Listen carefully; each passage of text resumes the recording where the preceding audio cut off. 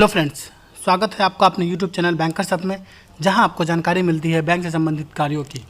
Friends, आज हम बात करने वाले हैं सेविंग्स के बारे में। फ्रेंड्स, आपको पता होगा कि इधर लगातार जो है सेविंग्स में जो इंटरेस्ट रेट है वो आपकी कम होते जा रही है।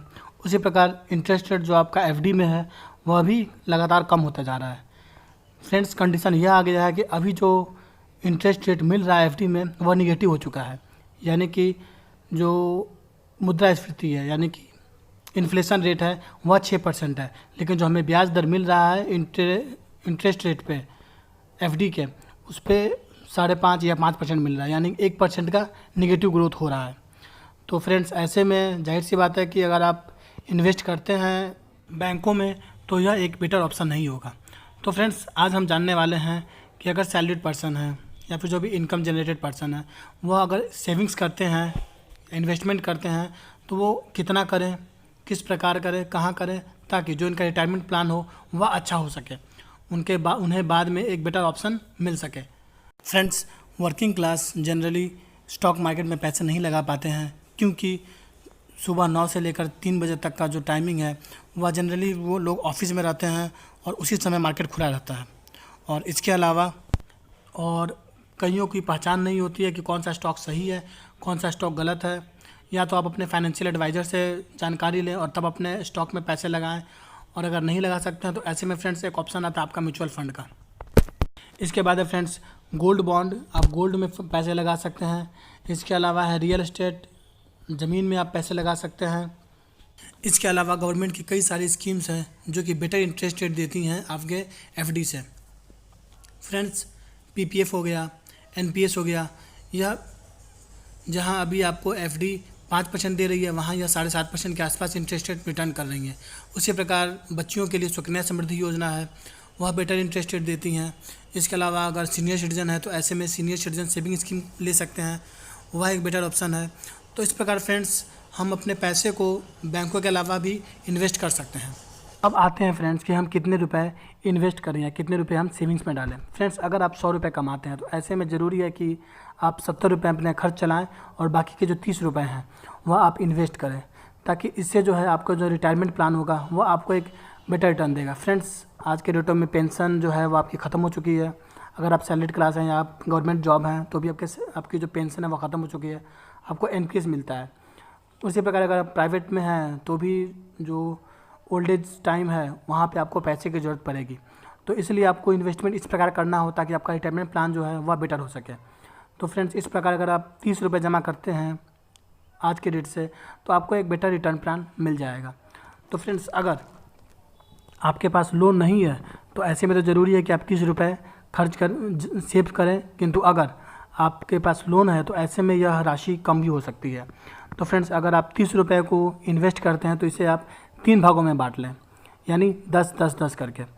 अब फ्रेंड्स, इस 10 रुपये में आप अब इस 10 को आप इस प्रकार मान लें कि इसमें से 10 रुपये आपके लॉन्ग टर्म के लिए इन्वेस्ट हो जाएंगे, 10 रुपये मिड टर्म के लिए और 10 जो है वह शॉर्ट टर्म के लिए, यानी कि लिक्विडिटी के अनुसार जब भी आपको ज़रूरत पड़े, करंट सिचुएशन आ जाए कुछ ऐसा सिचुएशन, तो आप पैसे निकाल सकें। तो इस प्रकार से इन्वेस्ट करें। अब फ्रेंड्स, लॉन्ग टर्म के लिए आपको हो जाता है पीपीएफ, सुकन्या। यह जो स्कीम्स है यह 15 साल के लिए हैं, 14 साल के लिए हैं, तो यानी कि यह लंबे टर्म के लिए हैं। तो फ्रेंड्स, जो आप 10 रुपये इन्वेस्ट करें वो आप इन अकाउंट्स में करें। इसके अलावा जो अगला 10 रुपये है उसे आप कोशिश करें कि आप जो मिड टर्म इन्वेस्टमेंट प्लान है, जैसे कि म्यूचुअल फंड हो गया या फिर गोल्ड बॉन्ड हो गया, आप उसमें इन्वेस्ट करें। तो फ्रेंड्स, अगर आप 10 रुपये खर्च करते हैं तो ज़रूरी है कि इसमें आप कम से कम 2 से 3 रुपये आप गोल्ड में डालें और बाकी जो है आप म्यूचुअल फंड ले सकते हैं।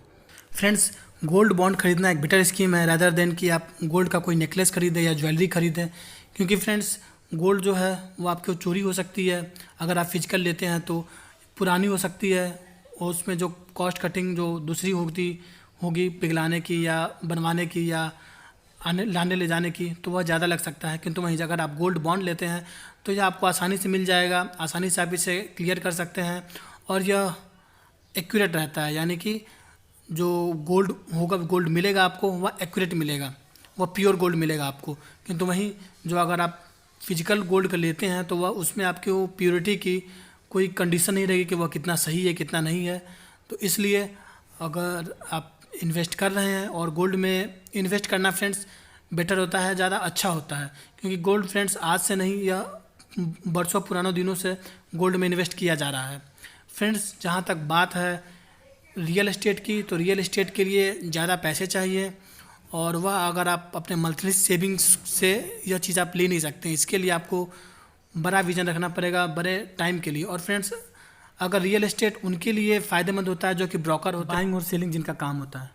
फ्रेंड्स रियल एस्टेट में कब्जा कर लेना, कागज़ बनवाना, तो यह सब बहुत सारे हेक्टिक काम वर्क होते हैं जो कि मंथली सैलरीड पर्सन या फिर जो वर्किंग क्लास है वह यह करना उनके लिए पॉसिबल नहीं है। तो इसलिए उसमें इन्वेस्ट करना, और साथ ही अगर आप रियल एस्टेट में इन्वेस्ट करते हैं तो उसके लिए भी आपको एक लॉन्ग पीरियड चाहिए, एक लंबा समय चाहिए आपके लिए, और उतने दिनों तक आपको रियल एस्टेट देखना पड़ेगा।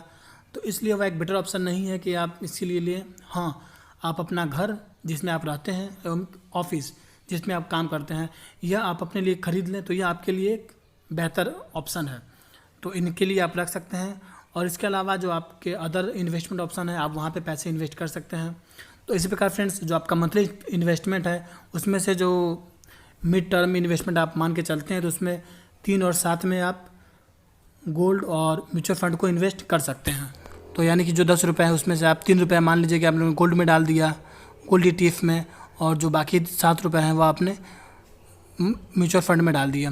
इसके बाद जो लास्ट बचता है दोस्तों 10 रुपये, उसे आप RD खुलवा सकते हैं। अगर इन पैसे ज़्यादा हैं तो उसे आप FD भी खुलवा सकते हैं। किंतु हाँ, अगर आप RD खुलवाते हैं तो यह बेटर है कि जैसे आपको अगर 5 रुपये की आपने RD खुलवा ली तो वह RD 1 साल में वो आपके 60 रुपये दे देगी, और इस प्रकार अगले साल जो है उस 60 रुपये की आप एक FD बना सकते हैं। क्योंकि फ्रेंड्स सिचुएशन जो है कभी भी बिगड़ सकती है, कभी भी कुछ भी परिस्थिति आ सकती है ऐसे में जब आपको पैसे की ज़रूरत पड़ जाए।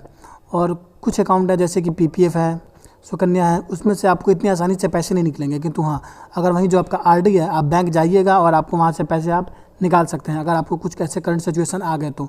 अगर नहीं आए तो आप यह मान के चलिए कि 1 साल बाद आपका यह बल्क पैसा निकलेगा और उससे आप FD में कन्वर्ट करा कर रख सकते हैं। तो फ्रेंड्स कुछ पैसे लिक्विडिटी के तौर पे आपको रखने पड़ेंगे जो कि आप आसानी से निकाल सकें। फ्रेंड्स कुछ लोग इंश्योरेंस में यानी लाइफ इंश्योरेंस में अपना पैसा इन्वेस्ट करते हैं, जैसे LIC हो गया, तो उसमें फ्रेंड्स एंडोमेंट इंश्योरेंस और टर्म इंश्योरेंस इन दोनों के बारे में मैंने आपको जानकारी दी थी, आप इस वीडियो में देख सकते हैं। तो इसमें बताया गया है कि एंडोमेंट प्लान और टर्म इंश्योरेंस इन दोनों में बेटर कौन है। तो फ्रेंड्स हो सकता है कि कुछ पैसा आपका इसमें खर्च हो जाए।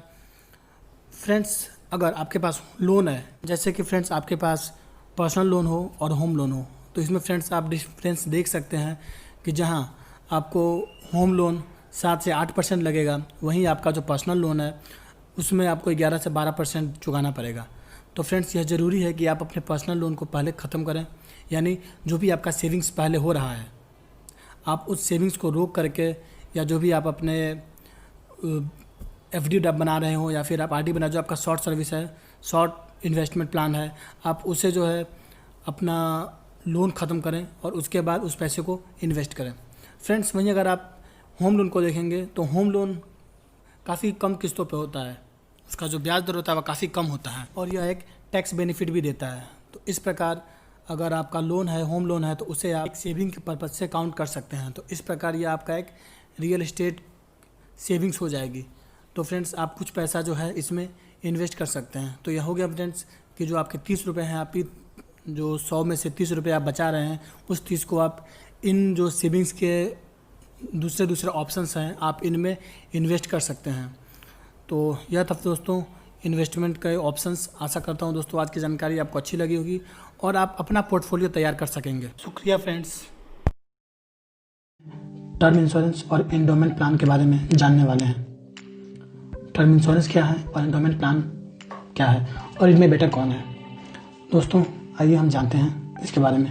टर्म इंश्योरेंस एक तरह की जीवन बीमा पॉलिसी है जो सीमित अवधि के लिए प्रीमियम देने पर रिस्क कवर प्रदान करती है। यदि पॉलिसी होल्डर की इस अवधि के दौरान मृत्यु हो जाए तो ऐसे में उनके नॉमिनी को रिस्क कवर प्राप्त होती है। यह एक्सीडेंटल और डेथ की स्थिति में परिवार को सुरक्षा प्रदान करने के उद्देश्य से बनाई गई है। वहीं इंडोमेंट प्लान आपके इंश्योरेंस प्लस सेविंग दोनों को ध्यान में रखते हुए बनाया गया है। यह एक रिस्क फ्री निवेश है जो थोड़ी थोड़ी रकम जोड़कर वित्तीय सुरक्षा प्रदान करता है एवं साथ ही आपके बचत को भी जोड़ता है।